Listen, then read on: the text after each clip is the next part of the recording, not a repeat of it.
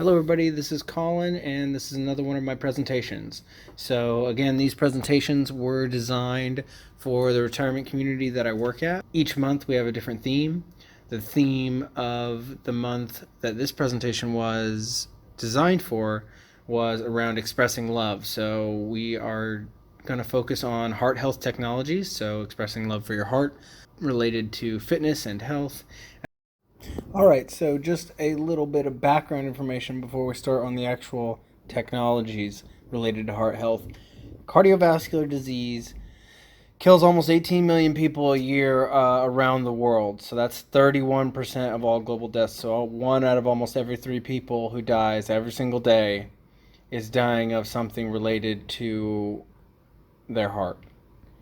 And in America, it's one American every 38 seconds dies from complications of cardiovascular disease, and costs the healthcare system $329 billion a year. So a huge amount of importance on heart health around the world and specifically in America, and how we can improve that through different technologies. Obviously, there's plenty of things that we can do as far as our habits, and I've had other previous presentations on that. But right now we're talking about the technological interventions that can help decrease these numbers that we see. The first heart health technology we're going to talk about are 3D printed model hearts. So scientists can now take an EKG and they can turn the information and the data they get into a perfectly printed 3D model of an individual heart. So this is really good for complex heart surgeries with people who have unique problems with their heart. If there's quadruple bypass and they have certain heart holes in their heart and things like that, surgeons will go ahead and make an absolute model of them, a plastic model with a 3D printer, and it'll be identical, and they'll go through and they'll do mock surgeries on how they're going to perform this heart surgery. So it has helped surgeons to be able to prepare for heart surgeries more effectively, and in turn helps the heart surgeries to have improved outcomes. The next technology I want to talk about is really pretty unbelievable. So a Canadian company was able to create the first 3D printed beating heart. So in the last slide we talked about inorganic material being 3D printed, which is already pretty crazy, layer on layer on layer, and then using that to put in a plastic heart model heart, right? This is layers of organic material being printed together. So this company was able to use three different types of tissue: muscle tissue, connective tissue, and vascular tissue. And basically they have the structure in proteins for each one of these types of cells, and they layer these cells on each other until they create the heart tissue, the full heart tissue. And the biggest problem that they were having was they were able to create the different cells, but being able for all those cells to work in conjunction. What our bodies have is something called an extracellular matrix that keeps everything together. So the organ cells all stay together. A kidney's organ cells all stay together because of an extracellular matrix. So this company actually invented what they call is via glue, which is kind of like basically what it is, a biological glue that allows the cells to be held together in place, but they're still actually working cells. So once they were able to put all these layers of tissue together, they ran electricity through the heart, and the heart beat like a regular heart. So initially, the first goal is to create these beating hearts so that doctors can test drug toxicity outside of patients. So you won't have to go straight to clinical patient trials and risk people having complications. So you'll be able to test drug toxicities, new drugs, on these model hearts that are real live beating hearts. But down the road, it's very, very, very conceivable that printed organs are going to replace organ donorship. And this is just the step in the right direction. And it's pretty amazing that it's real technology and it's actually happening. This next technology is another one that seems kind of out of science fiction. So Recently, researchers took 42 hearts that were unfit for transplant. They used a few new techniques, but one of the new techniques scrubbed the cells that made them unfit for transplant. So they still had a base level heart, but they got rid of the cells that were making them unfit for transplant. Then they used another new technique in which stem cells that were previously skin cells were used to grow the new cells on the outside of the heart and make it fit for transplant. And they did this in a biological environment that was comparable to the human body for 2 weeks. The stem cells grew in that environment, and the hearts were made acceptable for transplant and used for transplants. Pretty unbelievable. They were able to take these hearts that weren't fit for transplant, use a few different new techniques, and turn them into something that could help people who needed new hearts. The heart fingerprint technology helps with testing patients' blood vessels to determine if there is a clot. So some of you may know that you can go to the doctor and the doctor can test to see basically if there is a blockage in your blood vessels. However, the current test of coronary arteries is not a perfect marker for future heart attacks. Our scientists have learned that perivascular fat plays an integral role, and new AI technology allows for the determination of the exact amount of perivascular fat in your coronary arteries, basically leaving a heart fingerprint that is kind of an exact mathematical formula. So by getting this checked at regular periods during a year with annual checkups or even monthly checkups, a doctor can determine by the change in the perivascular fat how much higher risk the patient is for a heart attack, and then can implement certain different mitigation techniques, whether it's going to be a stent or a much more challenging type of surgery. The robot heart was developed by Harvard University and Boston Children's Hospital, where researchers came up with a soft robot that fits around the heart and helps it to beat. The device holds much promise for individuals whose hearts have been weakened by a heart attack and are at risk of future heart failure.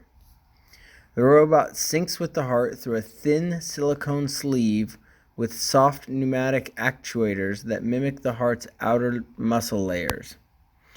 It does so without any contact with the blood, as is the case with most current available devices. This removes the need for potentially dangerous blood-thinning medications.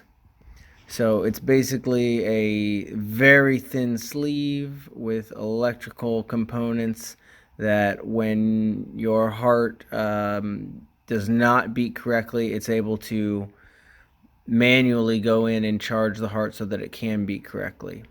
So it's a pretty unbelievable feat of technology.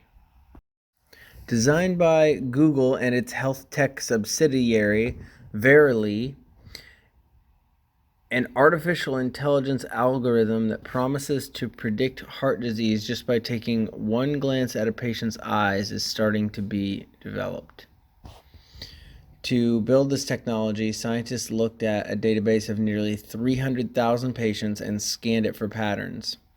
Since the rear interior wall of the eye hides a network of blood vessels, the eye scans revealed telltale signs of heart disease, such as high blood pressure. Although still in the testing stage, it's able to predict with 70% accuracy whether a patient will suffer a major cardiac event in the next 5 years. So pretty amazing. You may not even have to leave your house, and you may be able to have an eye scanner just directly on your phone, and it will be able to tell you if you're at a higher risk for heart disease and be able to probably instantly contact a doctor and help get you the possible solutions that can help remedy that before it even occurs. A heart microchip has been developed in which doctors implant this microchip into an actual blood vessel near the heart, and it's able to remotely measure the pressure so that cardiologists and medical teams can learn in real time if a patient's heart failure is worsening before this patient's symptoms of fluid retention, weight gain, or elevated blood pressure even arise. So this remote microchip can be put in there in your heart blood vessels and immediately send back data to the doctors to know whether they need to have some type of strategy to come in and help you with your heart before it even has an actual symptom. So another pretty big important step, kind of making us a bionic people here by putting in all these technological advances in our body that are reading everything in real time. Pretty amazing. So we are all familiar with a stethoscope. When you go to the doctor, it's one of the first things that they do. They put it in their ears and they put it on your heart, they put it on your lungs, they put it on your back, magnifies sounds, and they know what they're looking for as far as the changes in sounds. So actually going to the doctor and getting that done is probably going to be obsolete pretty soon. Digital stethoscopes, which are very cheap to produce, can now be sent to patients. They can have them at their home. And then these digital stethoscopes come with a mobile app that instructs the patient on exactly where to put the stethoscope and then takes a reading. This app can be connected to the doctor's medical information database directly. So the information can get sent directly to your doctor. And if there's anything that comes up that has some type of warning, it will immediately flash to the doctor, and then the doctor can contact you. This works with Doctors on Demand. That's a web program, video chat program. So the doctor can immediately video chat you and see, if they want you to come in or if there's something they want you to do or take some certain medicine. So this is one way that we are going to be able to add in a lot of home medical testing. And I think this is something that, children born today, when they're adults, it's probably going to be commonplace to have a digital stethoscope in their house. Another pretty amazing technology are tattoos that can transmit digital information. So these are actual real inventions that have already been performed at the University of Illinois medical centers. Doctors can put these tattoos. They basically look like a little bit of ink, but they're electrical circuits, and they print them on your skin, and they're temporary. And they can record important medical information and transmit it to doctors. So right now it records the information and it can store it, and then it can be uploaded manually through your phone. You can transmit it to doctors, but they're eventually going to be able to be real-time information transmitted directly to doctors. So most of the time right now, these temporary tattoos are kind of put right on the sternum so they can hear the heart, the lungs, the stomach, all kinds of different areas, and it can record so much minute details all at once from your body, and then transmit that to your doctor. And so there may be even less importance on taking any of this information yourself, and it may all be there being read by a digital tattoo that's on you all the time anyway. Robots performing surgeries are actually not anything new. We've had robots performing surgeries for about 20 years. So basically, a doctor sits outside of a very sterile environment and controls the robot with all the different utensils and is able to make sure that everything is completely sterile that way. So the biggest improvement in robot surgeries, one huge improvement did happen last fall in 2019, and one doctor from over 20 miles away in India was able to see 5 patients in one day and perform 5 different surgeries where he put stents in to help increase the blood flow for a certain blood vessel. So all of the surgeries were successful, and this has huge implications because of 5G. The ability to broadcast the bandwidth that you need in order to be able to real time perform a robot surgery is going to be hugely increased. And so being able to do surgeries from miles away, possibly even continents away, is going to allow for so much improved healthcare to come to so many areas that don't have it right now. So this is a huge, huge development that we are keeping an eye on and will make a big difference in a lot of people's lives. Another futuristic health technology that is already being tested is digital pills. So these pills have small software systems that allow for the user, the patient, to swallow the system, and then while it's in the digestive system and through the digestive tract, it takes a lot of data and transmits that data back to the doctors wirelessly. So I do not know how long these stay in your body. I wasn't able to find that out, but I do know that there are clinical trials being done in Europe as we speak. So being able to take one of these pills is a real possibility in the very near future. Our final heart health technology that we're going to talk about is one that I've mentioned in previous presentations, CRISPR. So CRISPR is a technology that is going to revolutionize all of medicine, and I encourage you to go look up a little bit of information about CRISPR because it is going to change everyone's lives. I will put a link down below to a really good video about it. So CRISPR is a genetic editing tool. We found this genetic editing tool in ocean bacteria. It was bacteria use this tool to identify the genetic composition of viruses so that they could remove viruses when they were attacked by them in the future. We figured out that this technology or this tool can actually work with our genes. It's very easily programmed. We just identify the gene that we don't want to be in our genetic pool, and you enter it into the CRISPR-Cas9 protein, and you inject that protein into a person, and it begins to edit the genetic code of a person. Now, specifically for the heart, we've been able to identify the gene that allows cholesterol to build up in the blood.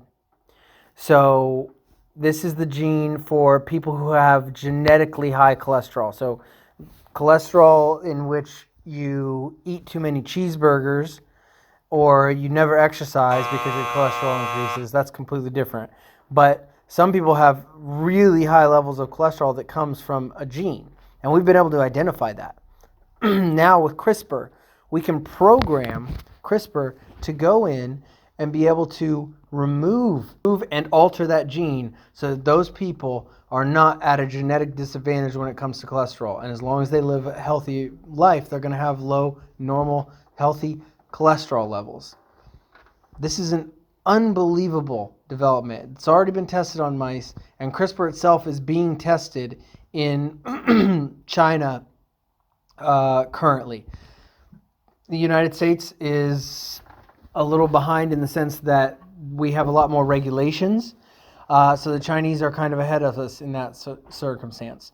They have already removed heart disease successfully in an embryo from a child from 2017. So that child is 2.5 years old now, and that child does not have any of that genetic code and does not have the high cholesterol that his parents have. And that child will not be able to replicate that gene and create any more offspring with that gene. So you could effectively completely erase certain disorders from the population. So for heart health specifically, that means getting rid of the genes that cause high cholesterol. For in general, we could get rid of thousands of genetic disorders and eventually be able to completely genetically modify humans. That's the part that gets scary. I'm not going to go into that in this presentation. I go into a different technology presentation, and we'll talk about that. But for our purposes here, the gene that needs to be changed and altered is one that is found in the liver, and CRISPR-Cas9 protein is exceptionally effective in the liver. So there's a strong hope that one of the first uses of the CRISPR gene editing tool will be to eliminate the people who have a genetic tendency towards high cholesterol.